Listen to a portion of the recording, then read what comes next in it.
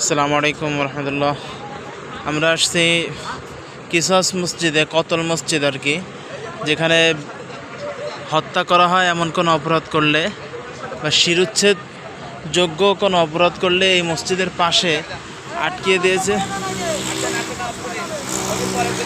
ওইখানে শিরুচ্ছেদ করা হয়। এই যে এই মসজিদের আঙ্গিনা,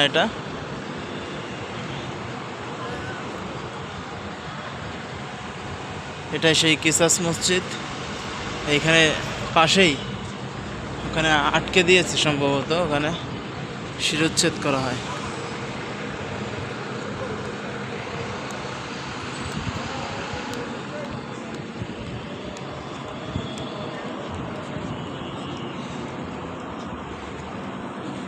মসজিদের এরিয়াটা অনেক বড় এবং সুন্দর।